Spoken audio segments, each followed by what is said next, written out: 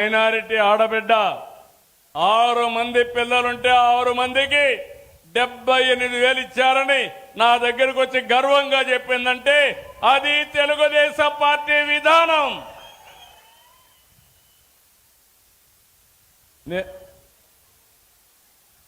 ఏమా నలుగురమ్మా, 4 ఆడబిడ్డల తల్లికి 60,000 అంటే 8,000 తగ్గించి 52,000 ఇచ్చాం. అవునా తల్లి? 52,000 ఇచ్చాం మా ఆడబిడ్డకి. గట్టిగా చెప్పండి కూడా చెప్పండి. ఇచ్చిన వాళ్ళు 10 మందికి చెప్పాలి. చెప్పినప్పుడు 10 మంది 100 మంది అవుతారు. నిన్న కూడా నేను అడుగుతున్నా, దేశంలో ఒక సర్వే చేసి రాష్ట్రంలో నాకు 4వ ప్లేస్ ఇచ్చారు, దేశంలో 3వ ప్లేస్ ఇచ్చారు ముఖ్యమంత్రుల్లో పాపులారిటీ కింద.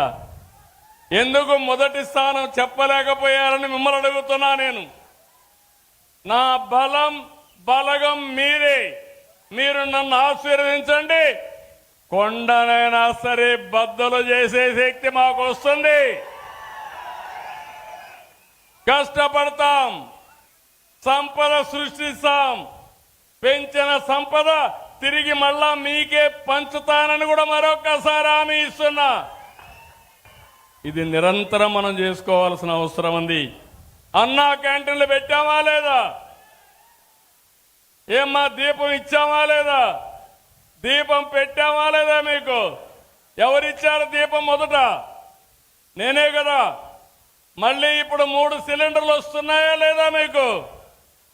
అన్నింటికంటే ముఖ్యంగా మా ఆడబిడ్డలు శ్రీశక్తి జల్సగా ఆర్టీసీ బస్ ఎక్కితే ఎవరిని అడిగే పని లేకుండా ఎక్కడికి పోవాలన్నా పోయి ఇంటికి వచ్చే పరిస్థితి. అవునా కాదా? మీరు అవసరమైతే తల్లి దగ్గరికి పోవాలంటే మీరు పోయి చూసి రావచ్చు. మీ కూతురు దగ్గరికి పోవాలంటే తల్లులు చూడొచ్చు. పెద్దవాళ్ళందరూ కొంచెం కావాలి తిరగాలంటే రాష్ట్రం మొత్తం ఒక 20 రోజులు ప్రోగ్రాం పెట్టుకొని అన్ని పుణ్యక్షేత్రాలు తిరిగి అదే సమయంలో అన్నా క్యాంటీన్లో దేవాలయాల్లో భోజనం కూడా పెడుతున్నాం. అవునా కాదా? 21 దేవాలయాల్లో అన్నదానం కూడా ప్రవేశపెట్టి అన్నదానాన్ని కూడా పెట్టాం. నేను రాబోయే రోజుల్లో మా ఆడబిడ్డలు స్త్రీ శక్తి ఏంటో ప్రపంచానికి చూపిస్తాను. 1,00,000 మంది ఒక సంవత్సరంలో లక్షాధికారులను చేసే బాధ్యత, పారిశ్రామికవేత్తలుగా చేసే బాధ్యత నాది. ఈ కార్యక్రమానికి నాంది పలికాం. ఇలాంటివన్నీ చేసు మీ అందరిని నేను ఒకటే చెప్తున్నా, ఒక కార్యక్రమం కాదు, ఇలాంటి కార్యక్రమాలన్నీ చేస్తా. ఇప్పుడే ఇక్కడ జగన్మోహన్ రాజు గారు చెప్పారు, ఈ యొక్క నియోజకవర్గం రాజంపేట మంచి నియోజకవర్గం. కొన్ని కారణాల వల్ల మీరు మాకు ఓట్లు వేయలా.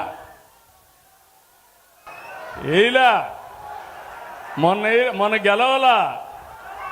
గెలవలేదు కదా. అదేనయ్యా జిల్లా అంటున్నావు, జిల్లా కావాలి. బట్ మోసం చేసే వాళ్ళకి ఓటేస్తిరి.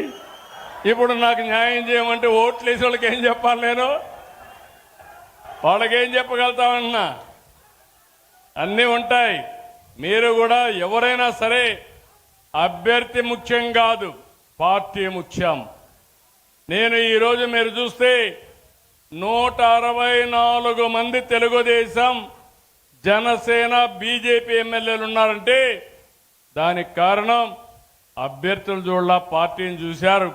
నేను కూడా హామీ ఇస్తున్నా, పార్టీలుగా కంట్రోల్ చేస్తాం, ప్రజలకు న్యాయం చేసే బాధ్యత మేము తీసుకుంటామని కూడా మీ అందరికీ హామీ ఇస్తున్నాను.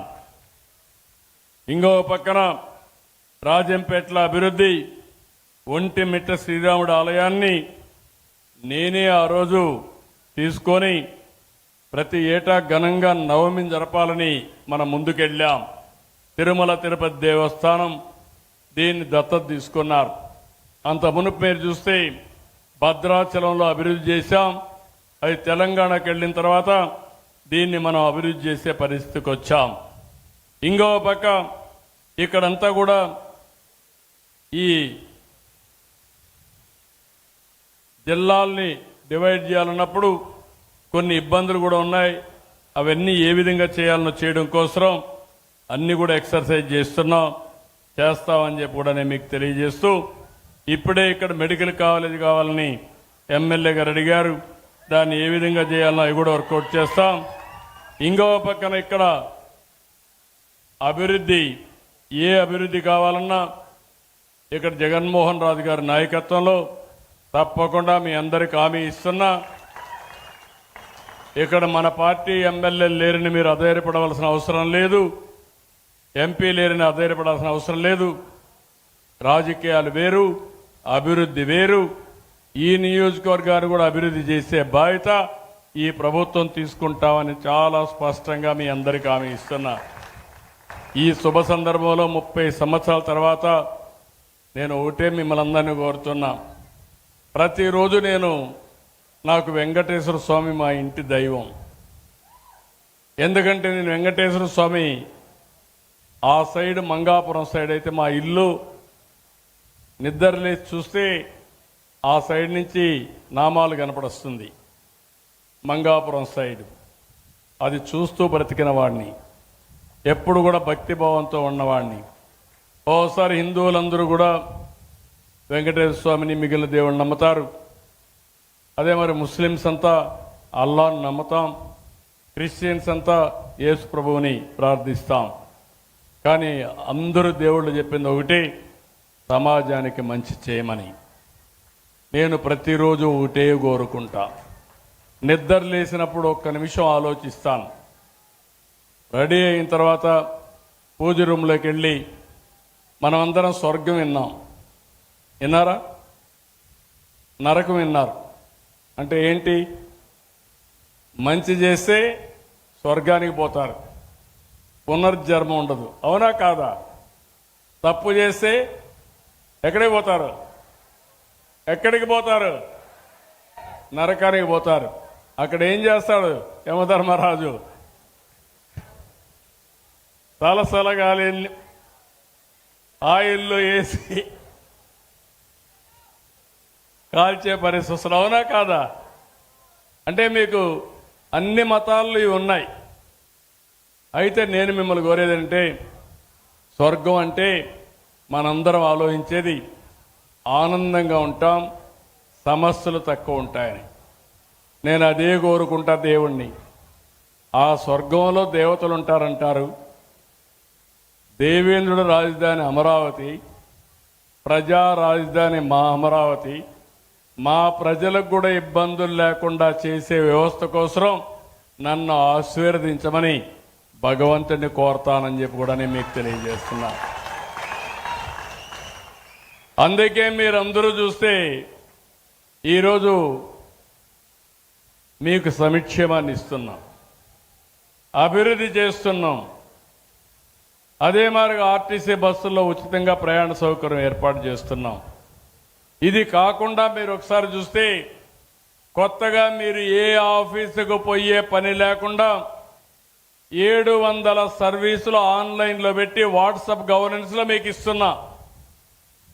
అంటే ₹1 అవినీతి లేకుండా, ఎవరి దయాదాక్షిణాలు లేకుండా నేరుగా అన్ని పనులు చేయాలని టెక్నాలజీ కూడా ఉపయోగించి తద్వారా ఈరోజు పింఛన్ ఇచ్చాం.